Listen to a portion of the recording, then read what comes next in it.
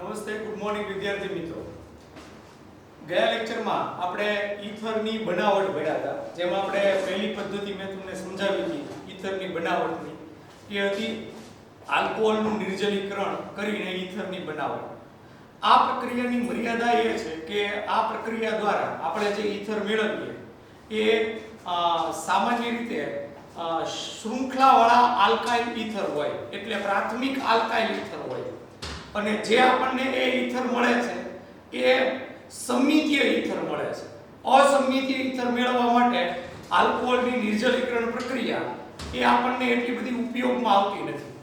આજ આપણે ઈથર બનાવવા માટેની જે બીજી પદ્ધતિ છે એ બીજી પદ્ધતિ આપણે શીખવાની છે, અને એ ખૂબ જ અગત્યની પદ્ધતિ છે. ઈથર બનાવવા માટેની આજ આપણે જે બીજી પદ્ધતિ શીખવાના છીએ એનું નામ છે વિલિયમસન સંશ્લેષણ. વિલિયમસન વૈજ્ઞાનિકના નામ ઉપરથી આ પદ્ધતિનું નામ આપવામાં આવ્યું છે. ઈથર બનાવવા માટેની આ પદ્ધતિ કોમ્પિટિટિવ એક્ઝામમાં ઘણીવાર પૂછાયેલી છે, એટલે એના આધારિત એમસીક્યુ પૂછાય છે. અને ગુજરાત બોર્ડ માટે તો આ અગત્યની પ્રક્રિયા છે. તો વાત કરીએ આપણે ઈથર બનાવવા માટેની બીજી પદ્ધતિ વિલિયમસન સંશ્લેષણ.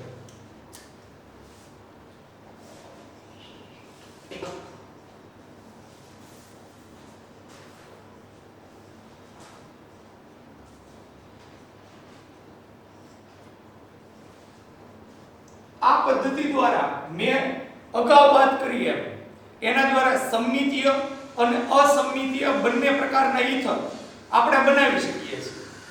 ઈથરના અગાઉ યાદ કરો વર્ગીકરણને બે ભાગમાં વહેંચ્યા હતા.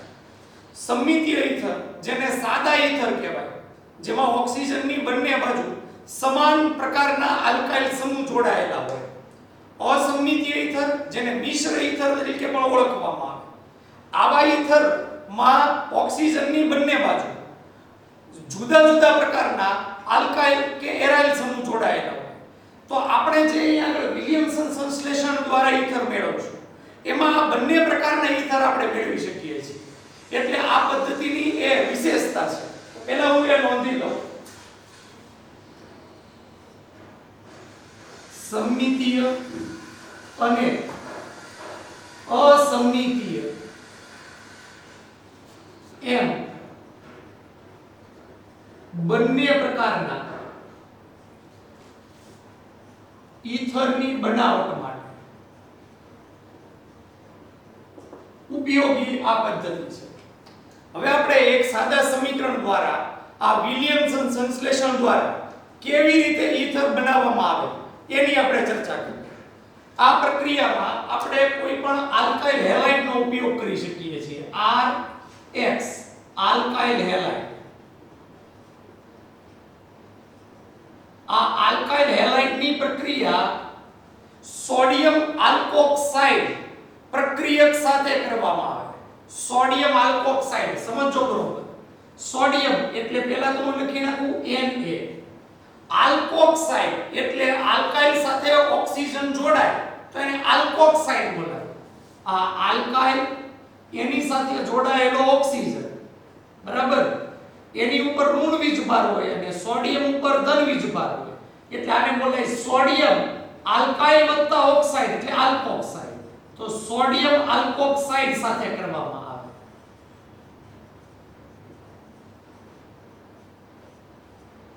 જે રીતે આપણે જે પહેલી પ્રક્રિયા ભણી એ SN2 પ્રક્રિયા, આપણે જે પહેલી પદ્ધતિ ભણ્યા જેમાં આલ્કોહોલનું નિર્જલીકરણ કરીને આપણે ઈથર બનાવ્યું, એ મેં ત્યારે સમજાવ્યું હતું કે એક પ્રકારની SN2 પ્રક્રિયા છે.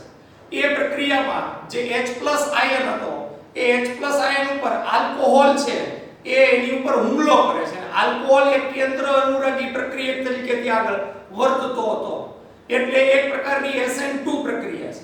એમ આ પ્રક્રિયા પણ એક પ્રકારની SN2 પ્રક્રિયા છે. તો હું અહીંયા લખી નાખું, અહીંયા પણ એક પ્રકારની SN2 પ્રક્રિયા છે. SN2 પ્રક્રિયા એટલે દ્વિઆણ્વીય કેન્દ્ર અનુરાગી વિસ્થાપન પ્રક્રિયા. હવે પ્રક્રિયા સમજીએ તો એકદમ સિમ્પલ પ્રક્રિયા છે.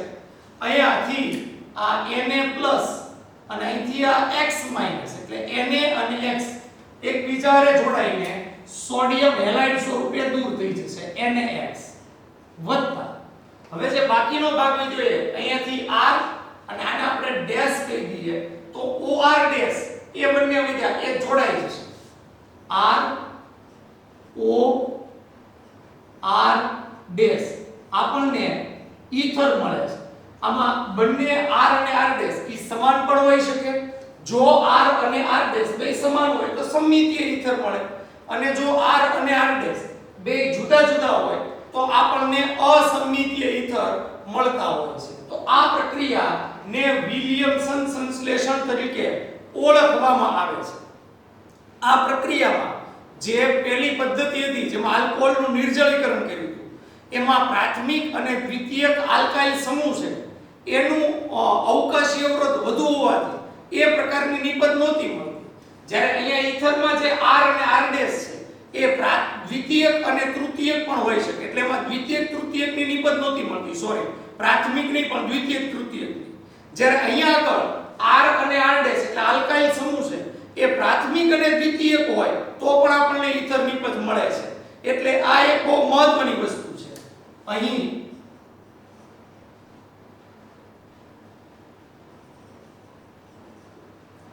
દ્વિતીયક આલ્કાઇલ અને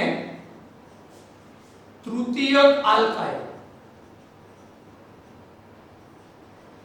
સમૂહ ધરાવતા ઈથર પણ મળે તો આની વિશેષતા છે આપણે એક ઉદાહરણ દ્વારા સમજીએ કે કઈ રીતે દ્વિતીયક કે તૃતીયક આલ્કાઇલ સમૂહ ધરાવતા ઈથર મળે છે ઉદાહરણ લઈએ CH3 C CH3 CH3 O minus Na આ નું નામ કેવી રીતે આપવું નામની જરૂર નથી પણ હું તમને નામ આપતા શીખવાડું Na એટલે સોડિયમ હવે આ જુઓ તમે 1 2 3 અને 4 કાર્બન છે એટલે બ્યુટાઇલ છો આલ્કાઇલ તરીકે આ બ્યુટાઇલ છે કેવો બ્યુટાઇલ છે તો જે બ્યુટાઇલ એટલે કે જે કાર્બન ઓક્સિજન હારે જોડાયેલો છે એ બીજા 3 કાર્બન હારે જોડાયેલો છે એટલે તૃતીયક બ્યુટાઇલ છે તો આને નામ કેવી રીતે આપવું સોડિયમ તૃતીયક બ્યુટોક્સાઇડ આપણે નામ આપી શકીએ જરૂરી નથી હો નામ પણ આપણે એનું આ પ્રમાણે નામ આપી શકીએ સોડિયમ તૃતીયક બ્યુટોક્સાઇડ હવે એની પ્રક્રિયા આપણે સિમ્પલ CH3 Cl સાથે કરીએ આપણે Cl ને બદલે Br લખીએ તોય ચાલે કોઈ પણ એલાઇડ લઈ શકો પણ મોટે ભાગે ક્લોરાઇડ અને બ્રોમાઇડ લેવાનું CH3Br એટલે આનું નામ તો આપણે બ્રોમો મિથેન સાથે કરવામાં આવે છે મેં આગળ કીધું એમ આ પ્રક્રિયા એક પ્રકારની SN2 ક્રિયાવિધિથી આપણને નિપજ આપશે એટલે અહીંયા લખી નાખું SN2 ક્રિયાવિધિથી નિપજ આપશે સૌથી પહેલા તો અહીંથી આ સોડિયમ અને અહીંથી આ બ્રોમાઇડ એકબીજાને જોડાઈને NaBr સ્વરૂપે દૂર થઈ જશે હવે બાકીનો ભાગ એકબીજાને જોડાય છે તો પહેલા તો આ જે બ્યુટોક્સાઇડ છે તૃતીય બ્યુટોક્સાઇડ એને લખી નાખો CH3 C CH3 CH3O અને અહીંયા આગળ મિથાઇલ સમૂહ છે બ્રોમિન દૂર થઈ ગયો એટલે ઓક્સિજનની સાથે જોડાય છે CH3 તો આ રીતે ઈથર મળે અહીંયા આગળ ધારો કે આને આપણે આ તૃતીય બ્યુટાઇલને આપણે R કહીએ આ R અને આ મિથાઇલને આપણે R ડેશ કહીએ તો આપણને જે આ ઈથર મળે છે એક પ્રકારનો મિશ્ર ઈથર અથવા અસમમિતીય ઈથર મળે છે તો આ રીતે આપણે મિશ્ર ઈથર અથવા અસમમિતીય ઈથર છે મેળવી શકીએ છીએ નામ આનું તૃતીય બ્યુટાઇલ મિથાઇલ ઈથર એમ પણ કહી શકાય અને જો IUPAC નામ આપવું હોય તો આપણે આગળથી ક્રમ આપવો પડે આ 1 આ 2 અને 3 જરૂર નથી ટેક્સ્ટ બુકમાં નામ નથી આપેલું પણ આપણે આનું IUPAC નામ આપવાનો પ્રયત્ન કરીએ તો જો બીજા કાર્બન ઉપર મિથોક્સી અને બીજા કાર્બન ઉપર મિથાઇલ તો શું નામ આપશું 2 મિથોક્સી પછી 2 મિથાઇલ અને આ 3 કાર્બનની શૃંખલા એટલે પ્રોપેન તો આ રીતે એનું આપણે IUPAC નામ છે આપી શકીએ છીએ તો આ રીતે અહીંયા તમે જુઓ તો જે અહીંયા આગળ આપણને ઈથર વાળી નિપજ મળે એમાં એક બાજુ સાદો આલ્કાઇલ છે પ્રાથમિક આલ્કાઇલ મિથાઇલ અને બીજી બાજુ જે આલ્કાઇલ સમૂહ છે એ આવડો આલ્કાઇલ સમૂહ એ આલ્કાઇલ સમૂહ એક પ્રકારનો તૃતીયક આલ્કાઇલ સમૂહ છે. એટલે તૃતીયક આલ્કાઇલ ધરાવતા ઈથર પણ આપણે અહીં મેળવી શકીએ છીએ. આ વિલિયમસન સંશ્લેષણની ખાસિયત છે એમ આપણે કહી શકીએ. હવે અહીંયા આગળ એક બહુ મહત્વની બાબત જે તમારે યાદ રાખવી ખૂબ જરૂરી છે. આ પ્રક્રિયા SN2 ક્રિયાવિધિથી નિપજ આપે છે. SN2 ક્રિયાવિધિમાં અવકાશીય અવરોધ નડે, પણ કોનો? આલ્કાઇલ હેલાઇડનો. આલ્કાઇલ હેલાઇડનો અવકાશીય અવરોધ અહીંયા આગળ નડે. કેવા આલ્કાઇલ હેલાઇડનો? પ્રાથમિક આલ્કાઇલ હેલાઇડમાં તો કોઈ શાખા ન હોય એટલે એમાં અવકાશીય અવરોધ નડે નહીં, પણ દ્વિતીયક અને તૃતીયક આલ્કાઇલ હેલાઇડ હોય તો એના અવકાશીય અવરોધ વધે અને એના કારણે SN2 પ્રક્રિયા છે એ પ્રક્રિયા થવામાં ખલેલ પહોંચે અને પ્રક્રિયા ન પણ થાય એવું પણ બને. તો સામાન્ય રીતે દ્વિતીયક અને તૃતીયક આલ્કાઇલ હેલાઇડ સાથેની આ SN2 પ્રક્રિયા કરવી ખૂબ અઘરી છે, પણ પ્રાથમિક આલ્કાઇલ હેલાઇડ સાથે સરળતાથી પ્રક્રિયા આપે છે. એ હું અહીં આગળ પહેલા લખી નાખું. પ્રાથમિક આલ્કાઇલ હેલાઇડ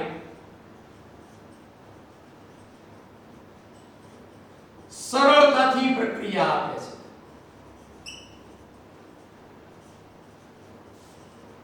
પરંતુ દ્વિતીયક અને તૃતીયક આલ્કાઇલ હેલાઇડ ની પ્રક્રિયા સરળ હોતી નથી. કારણ શું? હું લખી નાખું કૌંસમાં. કારણ અવકાશીય અવરોધ. તો એ અવકાશીય અવરોધના કારણે SN2 પ્રક્રિયા છે એની સરળ હોતી નથી. ઘણીવાર એવું બને કે આમાં દ્વિતીયક કે તૃતીયક આલ્કાઇલ હેલાઇડ લીધો તો ઈથર નિપજ ન બને, એની બદલે વિલોપન પ્રક્રિયા થઈને આલ્કીન નિપજ મળે છે.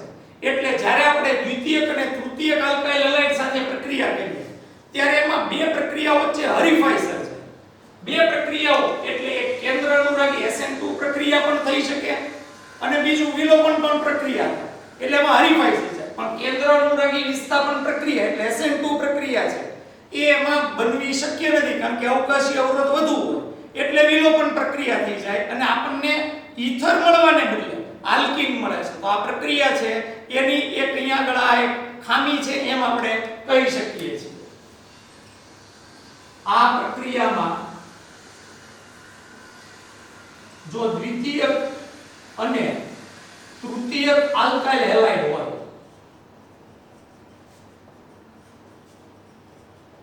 તો SN2 એટલે કેન્દ્ર અનુરાગી વિસ્થાપન પ્રક્રિયા અને વિલોપન પ્રક્રિયા વચ્ચે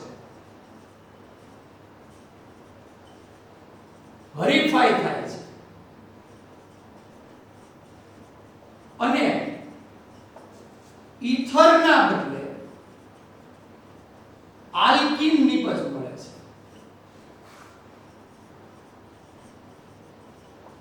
તો અહીંયા આગળ આ એક વસ્તુ યાદ રાખવાની છે કે દ્વિતીયક આલ્કાઇલ હેલાઇડ સાથેની જો પ્રક્રિયા કે તૃતીયક આલ્કાઇલ હેલાઇડ સાથે આપણે પ્રક્રિયા કરીએ તો એમાં SN2 પ્રક્રિયા થવાની શક્યતાના ચાન્સીસ ખૂબ ઘટી જાય છે અને એના કારણે થઈને આ વિલોપન પ્રક્રિયા થવાની શક્યતા વધી જાય છે.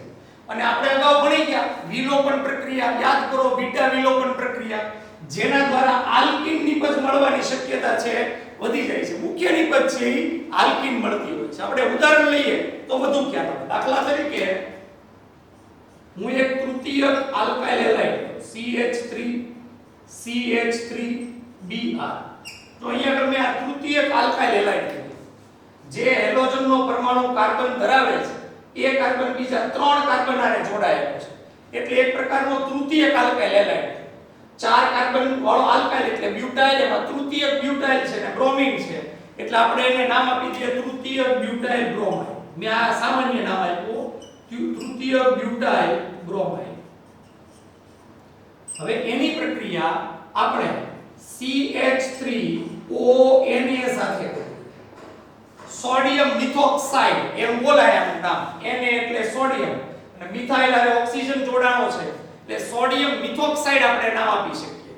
હવે આ પ્રક્રિયામાં આપણે આગળ વાત કરીએ આ તૃતીયક આલ્કાઇલ હેલાઇડ છે એટલે એમાં SN2 પ્રક્રિયાની શક્યતા ઘટી જાય, એની બદલે વિલોપન પ્રક્રિયા થવાની શક્યતા વધી જાય એટલે એમાં વિલોપન પ્રક્રિયા થતી હોય છે કેવી રીતે આપણે સમજવા જેવી બાબત છે સૌથી પહેલા તો જુઓ અહીંથી આ Na અને અહીંથી આ Br એ NaBr સ્વરૂપે સોડિયમ બ્રોમાઇડ દૂર થઈ જશે હું એટલું તો લખી જ નાખું વત્તા હવે અહીંયા આગળ વિલોપન પ્રક્રિયા થાય એટલે જે કાર્બન ઉપરથી હેલોજન દૂર થયો છે એની બાજુનો કાર્બન એટલે આવડો આ કાર્બન ત્યાંથી એક હાઇડ્રોજન છે એ આ CH3O સાથે જોડાય છે CH3O સાથે એટલે CH3O માં હાઇડ્રોજન જોડાય એટલે CH3OH મિથેનોલનો અણુ દૂર થાય તો હાઇડ્રોજનનું અહીંયાથી વિલોપન છે અને એવું જરૂરી નથી બીટા વિલોપનની જેમ હાઇડ્રોજનનું વિલોપન પાણી સ્વરૂપે જ થાય એવું કઈ જરૂરી નથી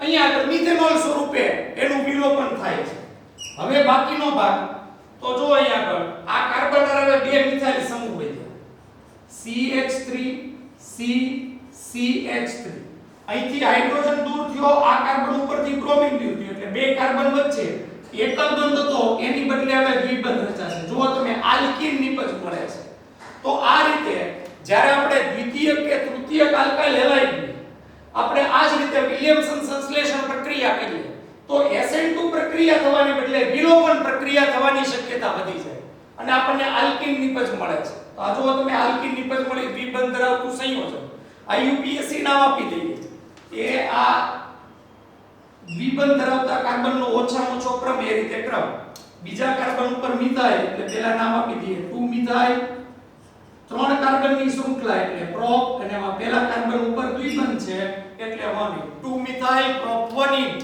આપણને નિપજ મળે છે તો આ વિલિયમસન સંશ્લેષણમાં આપણે બે બાબત ખાસ યાદ રાખવી પડશે કે વિલિયમસન સંશ્લેષણ તો જ SN2 પ્રક્રિયા આપે જો એમાં પ્રાથમિક આલ્કાઇલ હેલાઇડ હોય ભાઈ આ પ્રાથમિક આલ્કાઇલ હેલાઇડ નથી આ પ્રાથમિક તૃતીયક સોડિયમ આલ્કોક્સાઇડ છે એની ચર્ચા જ નથી કરવાની ઈ ભલે પ્રાથમિક દ્વિતીયક તૃતીયક કોઈ એની હારે કાઈ લેવા દેવા પણ જો પ્રાથમિક આલ્કાઇલ હેલાઇડ હોય તો જ SN2 પ્રક્રિયા આપે છે જો દ્વિતીયક કે તૃતીયક આલ્કાઇલ હેલાઇડ હોય તો એમાં વિલોપન પ્રક્રિયા થઈ અને આલ્કીન નિપજ મળવાની શક્યતા વધી જાય છે એની આપણે અહીંયા આગળ ચર્ચા કરી આમાં આ વિડિયોમાં ખાસ આટલો જે પોર્શન છે એ ખૂબ જ અગત્યનો છે એ સમજવા જેવો છે મોટા ભાગના વિદ્યાર્થીઓ શું કરે ખાલી આ કોઈ પણ આલ્કોક્સાઇડ અને આલ્કાઇલ હેલાઇડ સાથેની પ્રક્રિયા કરીને એરો કરીને આપી દીધી હોય એટલે આંખ વીચીને જોવે વિલિયમસન સંશ્લેષણ ઈથર બનાવી નાખે પણ જોવાનું મિત્રો કે આ પ્રાથમિક આલ્કાઇલ હેલાઇડ છે તો જ SN2 થી વિલિયમસન સંશ્લેષણ દ્વારા ઈથર મળે પણ જો અહીંયા આગળ દ્વિતીયક કે તૃતીયક આલ્કાઇલ હેલાઇડ હોય તો આપણે વિલોપન દ્વારા આપણે ઈ આલ્કીન નિપજ મેળવવાનું તો એ બાબત છે આપણે ખાસ યાદ રાખશું આપણે જોઈએ કોયડો 11.6 છે એ આના બેઝિક કોન્સેપ્ટ ઉપર છે આપણે કોયડા નંબર 11.6 છે એને સમજવાનો પ્રયત્ન કરીએ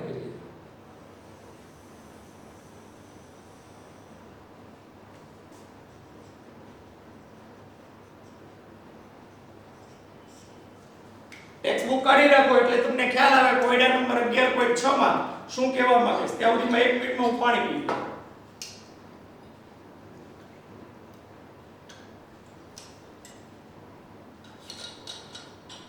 15 સેકન્ડ તમને ડિસ્ટર્બ કર્યા 11.6 કોયડા નંબર 11.6 માં એવું કહેવા મળ્યું છે કે તૃતીયક બ્યુટાઇલ ઇથાઇલ ઈથર માટે નીચે એક પ્રક્રિયા તમને આપેલી છે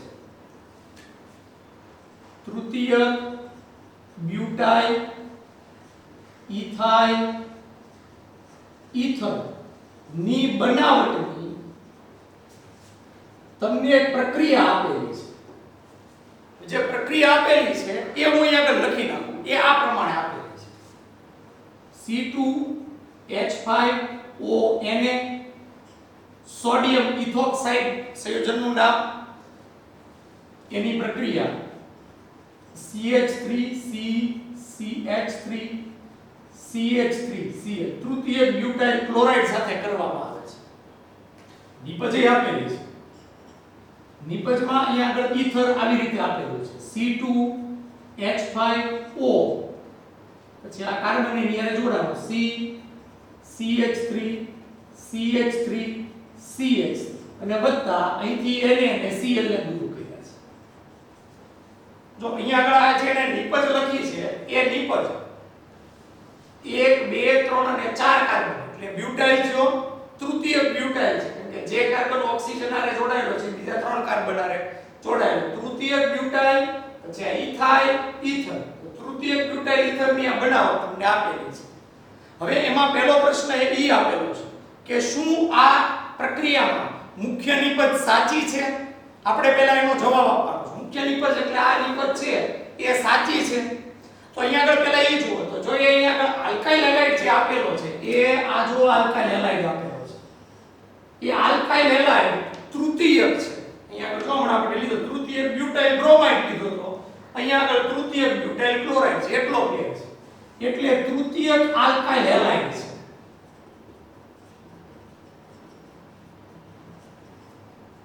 ફેર એટલો અહીંયા આગળ આપણે સોડિયમ મિથોક્સાઇડ આરે પ્રક્રિયા કરી અહીંયા સોડિયમ મિથોક્સાઇડ આરે પ્રક્રિયા છે. હવે તૃતીયક આલ્કાઇલ હેલાઇડ હોય તો આપણે કીધું તો SN2 પ્રક્રિયાથી ઈથર નો મળે પણ વિલોપન પ્રક્રિયાથી આલ્કીન મળે. તો એનો અર્થ એમ કે અહીંયા આગળ જે પ્રક્રિયા આપેલી છે એ સદંતર ખોટી પ્રક્રિયા છે. આમાં વિલોપન પ્રક્રિયા થાય તો પહેલા પ્રશ્નનો આપણે અહીંયા આગળ જવાબ આપીએ. મુખ્ય નિપજ કઈ મળે? મુખ્ય નિપજ કઈ પ્રક્રિયા થશે? તૃતીયક આલ્કાઇલ હેલાઇડ છે એટલે વિલોપન પ્રક્રિયા. મેં અગાઉ તમને વિલોપન પ્રક્રિયા સમજાવી. અહીંથી Na અહીંથી Cl અહીંથી Na એટલે NaCl દૂર થઈ જશે વત્તા અહીંથી C2H5O અંડરલાઈન કરું એટલે ખ્યાલ આવે C2H5O અને જે કાર્બન ઉપરથી હેલોજન દૂર થયું એની બાજુનો કોઈ પણ કાર્બન લઈ શકો. એવું જરૂર નથી કે આ જ કાર્બન લેવો. કોઈ પણ કાર્બન ઉપરથી હાઇડ્રોજનને દૂર કરો. ધારો કે આ કાર્બન ઉપરથી હાઇડ્રોજન છે એને આપણે અહીંયા O સાથે જોડી દઈએ એટલે બીજી નિપજ મળશે C2H5OH ઇથેનોલ. મુખ્ય નિપજ નથી. હવે મુખ્ય નિપજ મળશે વિલોપન દ્વારા. આ વિલોપન અહીંયા આગળથી થયું એટલે આ અને આ કાર્બન વચ્ચે દ્વિબંધ રચાશે CH2 દ્વિબંધ CH3 આ CH3 ને હું અહીંયા Cl ની જગ્યાએ લખી નાખું. આમ તો ઊભું લખો તોય વાંધો નહીં. આવી નિપજ એ નિપજનું નામ ઈ છે ભાઈ 2 મિથાઇલ પ્રોપ 1 ઇને નિપજ છે. ફરક એટલો કે અહીંયા દ્વિબંધ છે બદલે અહીંયા દ્વિબંધ છે. તો આ રીતે જે મુખ્ય નિપજ મળવી જોઈએ એ અહીંયા આગળ આવડી આ મુખ્ય નિપજ મળવી જોઈએ એટલે આન્સર આવડો આ થશે 2 મિથાઇલ પ્રોપ 1 ઇન એ મુખ્ય નિપજ મળશે. તો કોયડા દ્વારા આપણને એટલું સ્પષ્ટ થાય કે અહીંયા આગળ જે પ્રક્રિયા આપેલી છે ખોટી છે. મુખ્ય નિપજ કઈ રીતે મેળવવી. હવે આમાં બીજું ઈ છે કે જો તૃતીય બ્યુટાઇલ ઇથાઇલ ઈથર બનાવવું હોય તો પ્રક્રિયા કેવા પ્રકારે તમે લેશો? આપણને બીજો પ્રશ્ન એવો પૂછો છે તૃતીય બ્યુટાઇલ ઇથાઇલ ઈથર ની બનાવટ તો આપણે કેવા પ્રક્રિયકો લેશું તો આપણને આ નિપજ મળે.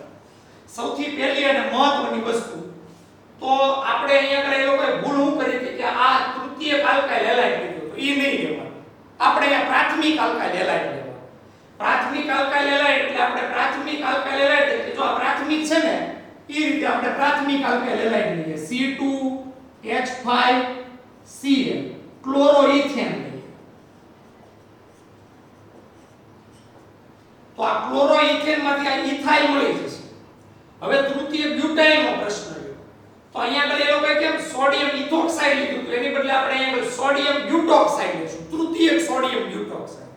આપણે તૃતીયક સોડિયમ બ્યુટોક્સાઇડ લઈ શકીએ એમાં કાઈ વાંધો નહીં. SN2 પ્રક્રિયા આ પ્રાથમિક હોવો જોઈએ. આલ્કાઇલ હેલાઇડ પ્રાથમિક હોવો જોઈએ એટલે હું અહીંયા લખી નાખું એ પ્રાથમિક આલ્કાઇલ હેલાઇડ છે. હવે ની તૃતીયક સોડિયમ બ્યુટોક્સાઇડ સાથે પ્રક્રિયા કરીએ O Na તૃતીયક સોડિયમ તૃતીયક બ્યુટોક્સાઇડ એની આરે આપણે પ્રક્રિયા કરીએ. પ્રક્રિયા અમે હવે અહીંયા આગળ આ પ્રક્રિયા છે પ્રાથમિક આલ્કાઇલ હેલાઇડ હોવાથી SN2 પ્રક્રિયા થશે. આમાં વિલોપન પ્રક્રિયા છે એટલે તમને ડિફરન્સ નો ખ્યાલ આવે. અહીંથી Na+ અહીંથી આ Cl- NaCl સ્વરૂપે દૂર થઈ જશે અને બંને આલ્કાઇલ સમૂહ જોડાઈ જશે. અહીંથી ઇથાઇલ C2H5 અને અહીંથી આ તૃતીય બ્યુટોક્સાઇડ O C CH3 CH3 CH3. તો જો અહીંયા આગળ આપણને નીકળ્યું આ તૃતીય બ્યુટાઇલ, આ ઇથાઇલ, આ ઇથર, તૃતીય બ્યુટાઇલ ઇથાઇલ ઇથર બનાવી શકીએ છીએ. તો ખાસ વિદ્યાર્થી મિત્રો, જ્યાં સુધી આપણને અહીંયા આગળ નિપજમાં જો પ્રાથમિક આલ્કાઇલ સમૂહ લેવાના કીધા હોય તો તમે બંને પ્રાથમિક લઈ શકો, કોઈ પ્રોબ્લેમ નથી. પણ અહીંયા આગળ કોઈ દ્વિતીયક કે તૃતીયક આલ્કાઇલ સમૂહ હોય તો આપણે સોડિયમ આલ્કોક્સાઇડ તરીકે લેવાનો અને જે પ્રાથમિક હોય આલ્કાઇલ એને આપણે પ્રાથમિક આલ્કાઇલ એલાઇડ તરીકે લેવો ખૂબ જરૂરી છે. તો આપણે કોયડા નંબર 11.6 છે એ સોલ્વ કરીએ. કેટલીક અન્ય પ્રક્રિયાઓ આ એરાઇલ સમૂહ સાથેની પણ આપણે પ્રક્રિયાઓ લઈ શકીએ છીએ ઈથરની બનાવટ માટે. એમાં ફિનોલમાંથી આપણે ઈથર બનાવી શકીએ છીએ. ફિનોલમાંથી ઈથર સમજીએ કઈ રીતે આપણે ફિનોલમાંથી ઈથર છે બનાવી શકીએ છીએ. ફિનોલમાંથી ઈથર બનાવવા માટે આપણે સૌથી પહેલા તો ફિનોલની શરૂઆત કરવી પડે ફિનોલથી. એટલે હું અહીંયા ફિનોલ લઉં, એની આપણે પહેલા તો NaOH પ્રક્રિયા કરીએ એટલે આ H અને અહીંથી OH H2O દૂર થઈ જશે અને સોડિયમ ફિનોક્સાઇડ મળશે O Na+. તો પહેલા તો આપણે કેમ અહીંયા પ્રક્રિયામાં સોડિયમ આલ્કોક્સાઇડ લેતા હતા, એમ આપણે સોડિયમ ફિનોક્સાઇડ લેવાનું. હવે એની જુદા જુદા આલ્કાઇલ હેલાઇડ્સ પ્રક્રિયકો સાથે પ્રક્રિયા કરવાની. ધારો કે એની પ્રક્રિયા CH3Cl ક્લોરોમિથેન આ રાખેલી, અહીંથી Na અહીંથી Cl NaCl દૂર થઈ જશે અને આપણને મિથાઇલ સમૂહ અહીંયા આગળ જોડાતો જોવા મળશે OCH3. આપણને નીકળશે ફિનાઇલ મિથાઇલ ઈથર અથવા આને મિથોક્સી બેન્ઝીન પણ બોલી શકીએ. આનું IUPAC નામ છે પણ એક એનું સ્વીકારાયેલું નામ છે, એ યાદ રાખવું પડશે. આ જે નિપજ મળી એને એનિસોલ તરીકે પણ ઓળખવામાં આવે છે. આપણે અગાઉનું નામ IUPAC નામ જ્યારે હું ઈથરનું ભણાવતો હતો ત્યારે આ સમજાવેલું છે એનિસોલ. તો એનિસોલ મળે છે. હવે આપણે અહીંયા થોડો ફેરફાર કરીએ. C2H5Cl એટલે ક્લોરોઇથેન સાથે પ્રક્રિયા કરીએ. એ જ રીતે NaCl છે એ દૂર થઈ જશે અને જે ઇથાઇલ છે એ અહીંયા આગળ જોડાઈ જશે OC2H5. આપણને નિપજ મળે છે. આ નિપજ છે એને ફેનિટોલ કહેવામાં આવે. મેં આ બંને પ્રક્રિયા ટેક્સ્ટબુકમાં નથી આપેલી પણ એટલે કરાવી કે એનિસોલ અને ફેનિટોલની બનાવટ તમને કીધી હોય તો એ તમને આવડે ખાસ કરીને. તો એટલા માટે આપણે આ પ્રક્રિયા છે એ સમજવી ખૂબ જ જરૂરી છે. તો અહીંયા આગળ આપણે જે આ ચર્ચા કરી એ ઈથરની બનાવટની બીજી પદ્ધતિ વિલિયમસન સંશ્લેષણ, એની આપણે બહુ સારી રીતે ચર્ચા કરી. વિલિયમસન સંશ્લેષણમાં આપણો મહત્વની બાબતો છે એક તો આ છે એમાં સમમિતીય અને અસમિતીય એમ બંને પ્રકારના ઈથર મેળવી શકીએ છીએ. એમાં જે ઈથર મેળવીએ એ દ્વિતીયક કે તૃતીયક આલ્કાઇલ સમૂહ પણ ધરાવતા હોય છે. પણ મહત્વની બાબત અહીંયા આવે છે કે આપણે પ્રાથમિક આલ્કાઇલ હેલાઇડની પ્રક્રિયા કરીએ તો જ એમાં SN2 પ્રક્રિયા થઈ સરળતાથી ઈથર મળે. દ્વિતીયક તૃતીયક આલ્કાઇલ હેલાઇડ લઈએ તો એમાં SN2 પ્રક્રિયાને બદલે વિલોપન પ્રક્રિયા થઈ આપણને આલ્કીન નિપજ મળવાની શક્યતાઓ વધી જાય છે. તો આ આપણે વાત કરી વિલિયમસન સંશ્લેષણ. તો ઈથરની બે જે બનાવટ હતી એ બે બનાવટ અહીંયા આગળ આપણે પૂરી કરીએ છીએ. હવે આપણે વાત કરવાની છે ઈથરના ભૌતિક ગુણધર્મોની. હું ત્યાં સુધીમાં આટલો પાઠ છે ભૂસી નાખું છું. તમે તમારે સ્ક્રીનશોટ લેવો હોય તો લઈ શકો છો, બાકી હું બોર્ડ વર્ક છે તમને મોકલીશ.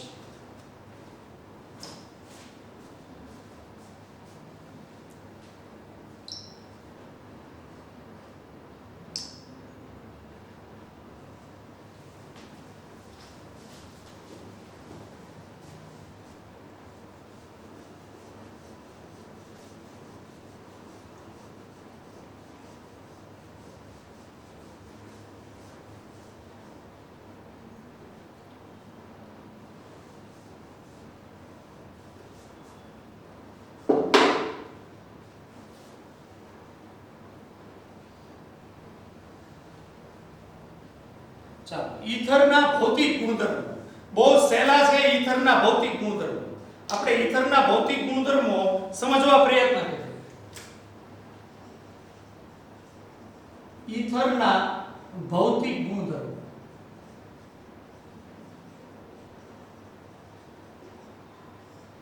સામાન્ય રીતે કોઈ પણ સંયોજનના ભૌતિક ગુણધર્મો એમાં રહેલા બે જુદા જુદા પરમાણુ વચ્ચે કયા પ્રકારનો બંધ છે એના ઉપર આધાર હોય. ઈથરમાં કાર્બન અને ઓક્સિજન વચ્ચેનો બંધ છે અને કાર્બન અને ઓક્સિજન વચ્ચેની વિદ્યુત ઋણતા ખૂબ વધારે છે, જેના કારણે એ બંધ ધ્રુવીય બને છે અને એમાં ધ્રુવીયતા ઉત્પન્ન થાય છે. એટલે ઈથર સંયોજન છે એના મોટાભાગના ભૌતિક ગુણધર્મો આ કાર્બન ઓક્સિજન બંધ ઉપર રહેલા છે. ઈથરમાં CO બંધ ધ્રુવીય છે, તેથી તેમાં દ્વિધ્રુવીયતા ઉત્પન્ન થાય છે. પણ આલ્કોહોલ કરતા ઈથરમાં જે ધ્રુવીયતા જોવા મળે એ પ્રમાણમાં ઓછી હોય છે, કારણ કે ઈથરમાં બંને બાજુ આલ્કાઇલ સમૂહ જોડાયેલા છે, જ્યારે આલ્કોહોલમાં બંને બાજુ માંથી માત્ર એક જ બાજુ આલ્કાઇલ સમૂહ ને ઓક્સિજનની એક બાજુ હાઇડ્રોજન જોડાયેલો છે. એટલે ઈથર કરતા આલ્કોહોલમાં જે ધ્રુવીયતા હોય એ પ્રમાણમાં વધુ હોય છે. તો આપણે એમાં એમ કહી શકીએ કે ઈથરમાં ધ્રુવીયતા જોવા મળે પણ અલ્પ પ્રમાણમાં ધ્રુવીયતા હોય છે. ઈથરમાં અલ્પ ધ્રુવીયતા હોય છે, જેના કારણે ઈથર પરમાણુ વચ્ચે આંતરાણવીય હાઇડ્રોજન બંધ રચાતા નથી. આમ આના ઉપરથી આપણે કહી શકીએ કે ઈથર અને એટલા જ આણવીય દળ ધરાવતા આલ્કેનમાં પણ આંતરાણવીય હાઇડ્રોજન બંધ જોવા નથી મળતા. ના ઉત્કલન બિંદુ સામાન્ય રીતે એક સમાન હોય છે, થોડો ઘણો ડિફરન્સ હોય પણ આમ મોટે ભાગે એ ઉત્કલન બિંદુ વચ્ચે એટલો બધો તફાવત રહેતો નથી. હમણાં આપણે ઉદાહરણ દ્વારા સમજીએ. પણ ઈથર કરતા આલ્કોહોલના ઉત્કલન બિંદુ વધુ હોય છે. વધુ હોવાનું કારણ કે આલ્કોહોલમાં આંતરાણવીય હાઇડ્રોજન બંધ રચાય છે. એ આપણે આલ્કોહોલના ભૌતિક ગુણધર્મોમાં ભલીભાંતિ સમજી ચૂક્યા છીએ. ઈથર અને આલ્કેનના ઉત્કલન બિંદુ લગભગ સમાન હોય છે. કેમ? હાઇડ્રોજન બંધનો અભાવ. જ્યારે આલ્કોહોલના ઉત્કલન બિંદુ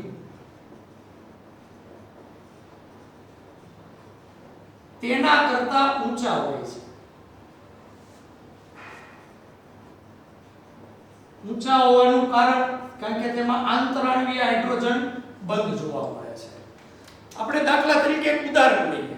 નોર્મલ પેન્ટેન CH3 પછી CH2 CH2 CH2 ત્રણ વાર હોય એટલે થ્રાઇસ CH પાંચ કાર્બન જ છે.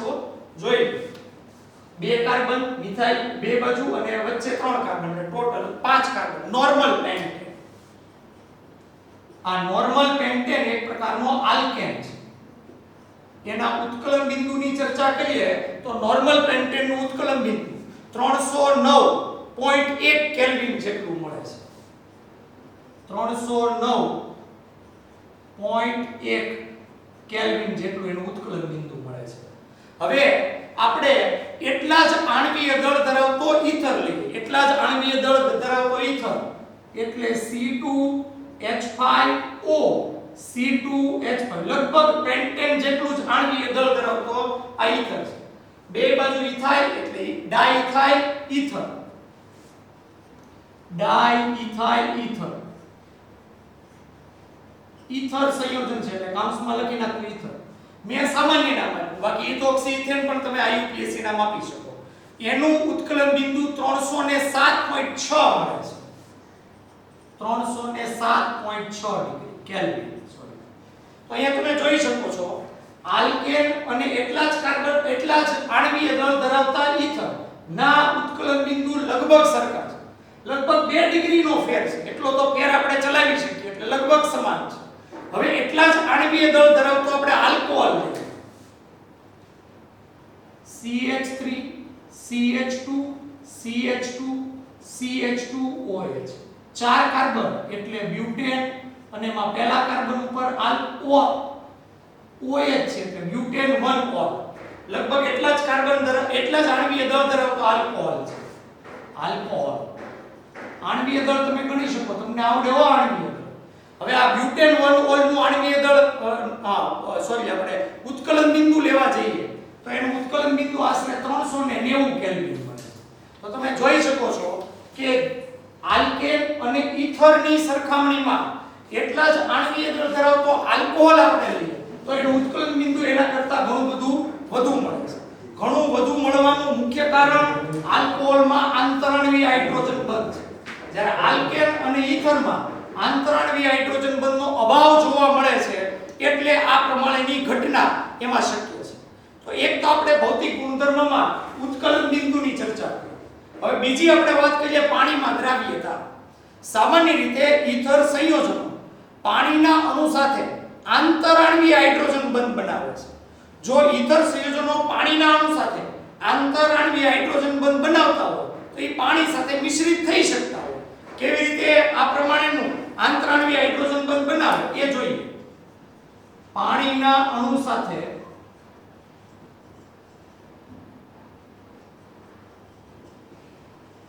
આંતરાણ્વીય હાઇડ્રોજન બંધ ઈથર લઈ લઈએ R O R ડેશ આ ઈથર જેમાં ઓક્સિજન આંશિક ઋણ વીજભાર ધરાવતો પાણીનો અણુ HOH H2 જેમાં હાઇડ્રોજનનો પરમાણુ આંશિક ધન વીજભાર એટલે ઈથરનો ઓક્સિજન અને પાણીનો હાઇડ્રોજન એની વચ્ચે આ આંતરાણ્વીય હાઇડ્રોજન બંધ છે રચાય છે જેના કારણે ઈથર સંયોજનો આલ્કોહોલની જેમ જ પાણીમાં મિશ્રિત થાય છે આલ્કોહોલમાં પણ આ જ રીતે ઈથરની જેમ પાણીના અણુ સાથે આંતરાણ્વીય હાઇડ્રોજન બંધ છે રચાતા હોય છે આલ્કોહોલની જેમ જ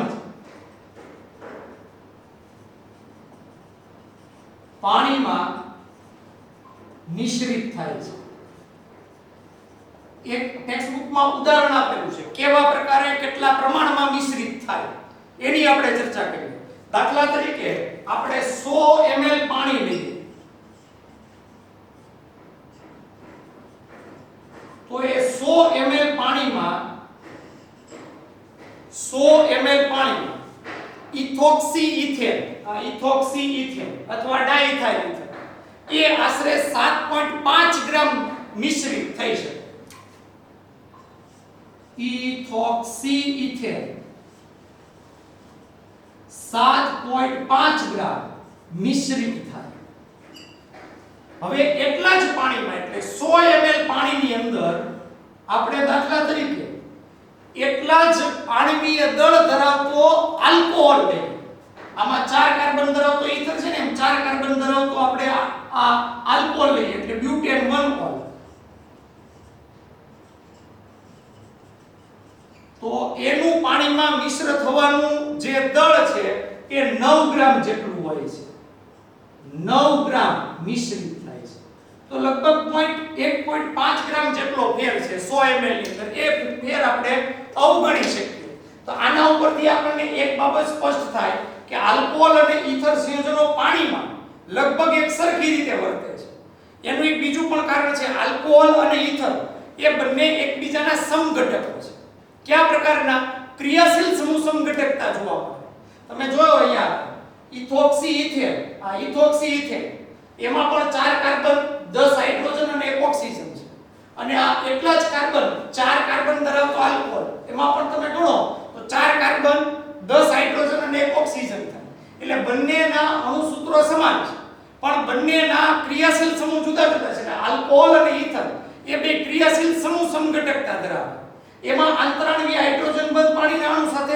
રચાતા હોય છે એટલે લગભગ એક સમાન પાણીના જથ્થાની અંદર લગભગ સમાન પ્રકારના એ મિશ્રિત થઈ શકે છે પણ ઉત્કલન બિંદુની બાબતમાં એકબીજાથી જુદા પડે છે કારણ કે આલ્કોહોલમાં આંતરાણ્વીય હાઇડ્રોજન બંધ શક્ય છે ઈથરમાં નથી તો આ બે ભૌતિક ગુણધર્મો આપણે ઈથરના યાદ રાખવા પડશે એક એનો ઉત્કલન બિંદુનો સ્વભાવ અને એની કમ્પેરિઝન આલ્કેન અને આલ્કોહોલની સાથે, અને બીજું પાણીમાં દ્રાવ્ય થવાની અથવા મિશ્ર થવાની કેપેસિટી, જેની આપણે આલ્કોહોલ સાથે કમ્પેરિઝન કરી. તો અહીંયા આગળ આપણે આ લેક્ચર પૂરો કરીએ. આજના લેક્ચરમાં આપણે બે ટોપિક ભણ્યા, એ તમારે ખાસ યાદ રાખવાનું છે.